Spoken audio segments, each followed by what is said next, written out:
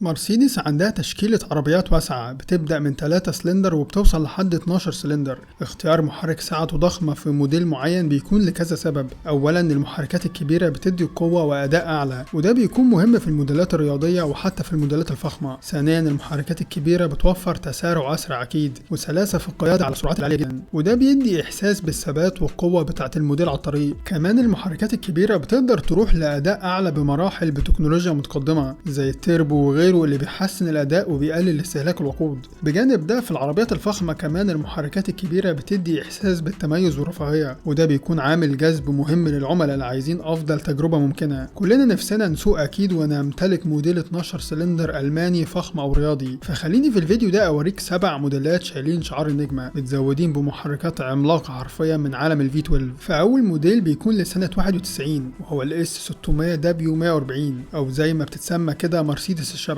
وهو اسم مش على مسمى ابدا. العربيه قطر على الطريق بسبب ابعادها، والموديل ده يعتبر من اشهر الموديلات لو ما كانش اشهرهم مرسيدس في التسعينات. موديل اس 600 دبليو 140 حقيقي كان موديل مبهر وقتها، وكانت بتيجي بكذا محرك، اهمهم وعليهم اكيد هو الدبليو 12 بسعه 6 لتر بيولد حوالي 390 حصان مع دفع خلفي للعجلات. التصميم بتاعها كان ايقوني بخطوط كلاسيكيه ومتينه جدا، ولما تشوفها من قدام او حتى من ورا بتكون عريضه جدا، وطبعا بفوانيس مرسيدس كلاسيكية. الوزن بتاعها كان حوالي 2 طن بيديك احساس بالثبات والقوة على الطريق، والاداء بتاعها كان ممتاز. التسارع من 0 ل 100 في حوالي 6 ثواني و6 اجزاء. كتوب سبيد كانت محددة الكترونيا ب 250 كيلو. فالداخلية كمان اكيد كانت فخمة، لا دي كانت تعريف الفخامة اصلا. وقتها كانت هي المرجع للسوق في حتة الرفاهية في الداخلية، مليانة بقى بجلود فاخرة وخشب طبيعي، وكل تفصيلة فيها كانت بتعكس الجودة الالماني. كانت رمز للفخامة والقوة في وقتها ولسه لحد النهاردة. الموديل ده بيتمتع بسمعة ممتازة جدا بين محبين العربيات الكلاسيكية. كمان كانت مجهزة بتكنولوجيا متقدمة بالنسبة لوقتها زي نظام التعليق الهوائي اللي بيحسن من الراحة والثبات، وأنظمة أمان إلكترونية متطورة كتير فيها. مرسيدس الشبح بتعتبر واحدة من العلامات الملفتة جدا في تاريخ الصناعة اللي إنتاجها بيتوقف في 98. خلينا نروح للسنة اللي بعدها على طول لموديل مشهور ونادر لأقصى درجة، نزل 98 وتوقف سنة 99، وهي أيقونة مرسيدس السي ال كي جي تي ار، لكن نسخة الشوارع مش الحلبات. كانت واحدة من أسرع وأقوى العربيات الرياضية في التسعينات. كانت مجهزة بمحرك في 12 سعته 6900 سي سي بيولد حوالي 612 حصان. هنا فكرة التصنيع كانت بسبب مشاركة مرسيدس للموسم الأول من سباق الجي تي 1. التصميم بتاعها كان مستوحى من عربيات السباق لأنها نسخة سباق أساسا، بخطوط هجومية وجسم منخفض جدا علشان يديها ثبات عالي على السرعات العالية والمنعطفات الحادة. وزنها كان حوالي طن و400 كيلو، بيديها نسبة لقوة وزن ممتازة تعتبر. الأداء بتاعها كان استثنائي، التسارع من 0 ل 100 في حوالي 3 ثواني و8 أجزاء، والتوب سبيد تكسر ال 340 كيلو على العداد. الداخلية كانت بسيطة وده لأنها موديل سباقات، لكن برضو ده ما يمنعش إن كان فيها شوية لمسات من الفخامة. الميزة حقيقي كانت إنها عربية سباقات حقيقية قانونية للطرق العامة، وده بيخليها قطعة نادرة جدا وجذابة جدا لهواة السوبر كارز والكلاسيك.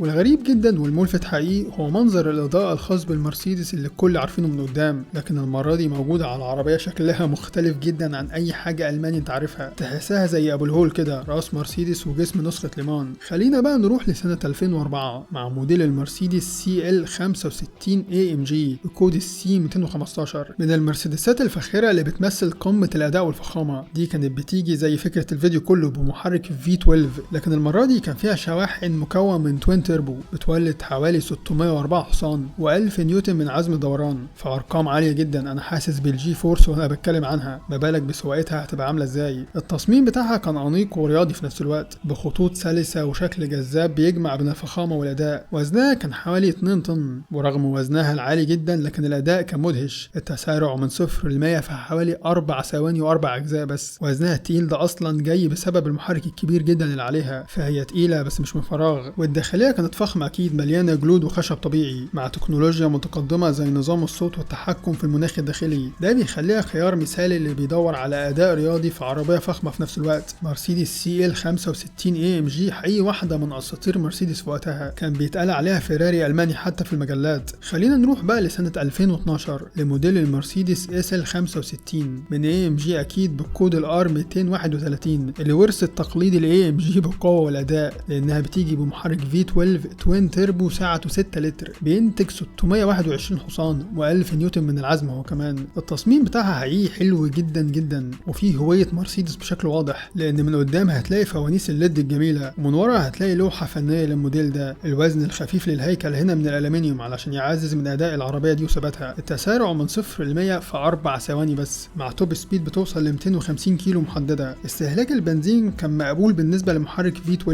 علشان تمشيك 100 كيلو كانت بتاخد حوالي 11 لتر تقريبا، لكن مع دوسة عنيفة اكيد مش هيتبقى نقطة بنزين واحدة في التانك كله. ولكنها حقيقي موديل رياضي وقوي جدا، فيها نظام الماجيك بادي كنترول وده لتحسين الراحة والثبات على الطريق طبعا، ونظام الساوند سيستم كمان فيها بيكون جميل. السقف هنا كشف اللي ممكن تفتحه في 20 ثانية. فالاس ال 65 AMG كانت واحدة من اقوى موديلات الكابورليه في وقتها على الطرق، وكانت محبوبة لعشاق النجمة اكيد في وقتها ولاي وقت الصراحة. تخيل تمشي بموديل 12 سلندر مع الصوت القوي وتفتح السقف وانت والنجوم، اكيد هيكون شيء جميل. انا عامل الفيديو ده مخصوص علشان النسخة دي تحس فيها كل حاجة ممكن تحلم بيها. تصميم جميل جدا جدا، محرك ألماني قوي V12 وشعار مرسيدس كمان في المقدمة. تعال نروح بقى لسنة 2012، ولو انت من محبين الجي كلاس اكيد هتكون عارف وبتحب الموديل النادر ده، وهي المرسيدس جي 65 AMG.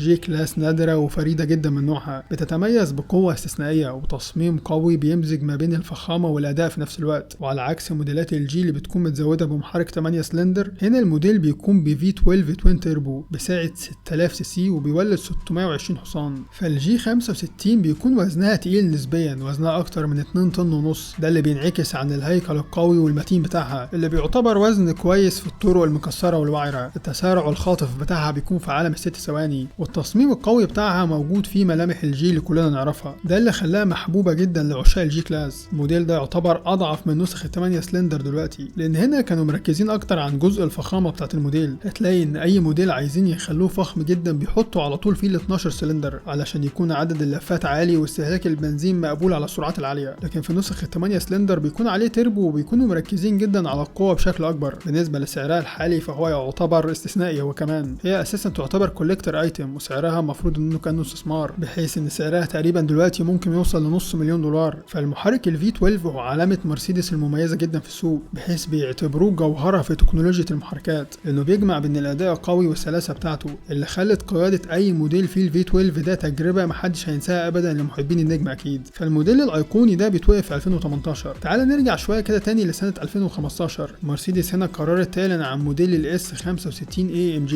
هنا الموديل بيجمع بين الفخامة والاداء الرياضي بطريقة مش ممكنة، لان بيكون فيها محرك V12 باي تيربو، وكلمة باي تيربو في مرسيدس معناها ان فيها توين تيربو. المحرك ده بيولد 620 حصان و1000 نيوتن من عزم الدوران هو كمان، زي باقي الموديلات لان هم كلهم يعتبروا نفس المحرك، لكن باختلافات في التكنولوجيا والقوة لكل موديل عن التاني. التسارع هنا بيكون في حدود ال4 ثواني و3 اجزاء، وتوب سبيد بتكسر ال 300 كيلو على العداد. تصميم عبارة عن خطوط جميلة وبس تقريبا، مع داخلية فخمة اكيد اللي مخليها مريحة جدا. والموديل ده فضل مكمل في السوق حوالي 5 سنين، بيتوقف في 2020، لكن مع بداية 2017 وبعد كام سنة من استحواذ كامل على شركة مايبخ، مرسيدس بتعلن عن موديل المايبخ اس 650. بتكون فخمة بكل المقاييس اللي بتجمع بين الرفاهية والتكنولوجيا العالية جدا جدا، مزودة اكيد بمحرك 12 سلندر على شكل حرف في مع توين تيربو بسعة 6000 سي سي، بيولد نفس الكلام 620 حصان و1001 من عزم الدوران. عايز اقول لك ان تقريبا كل النجوم العالميين ممتلكين نسخة منها، لان مايبخ دي محفورة في الدماغ انها افخم حاجة مشت على الارض، والمنافسة الالمانية اعتقد الوحيدة لرولز رويس وبنتلي. تخيل ان موديلات مرسيدس فخمة، فما بالك بقى يكون في قسم كامل للفخامة. كنا حكينا القصة بتاعتهم في فيديو كامل هنا على القناة. تسارع بيكون في حدود ال4 ثواني. هي عربية فخمة لكن ادائها مرعب في نفس الوقت. التصميم مش محتاج اتكلم عليه، الداخلية بتاعتها مليانة بتكنولوجيا عالية وراحة وفخامة لاقصى مستوى ممكن تشوفه، تحسك راكب طيارة فيرست كلاس على الارض. جوه في كراسي بمساجات ودفايات واماكن للكاب هولدر ساقع وسخن وتلاجة وشاشات، وحرفيا عالم تاني جوه المايبخ دي. هتلاقي طبعا الخشب والجلود الطبيعية في كل حتة. وبالنسبة للسعر فهي سعرها عالي جدا، هي كمان من اغلى النسخ اللي ممكن تشتريها من مرسيدس اصلا. مايبخ من العربيات الفخمة جدا، سواء موديلات السيدان او الاس يو في، بيكونوا اقصى درجة راحة وفخامة ممكن تتخيلها. السبيك المعروف بتاعهم دايما بيكون التو تون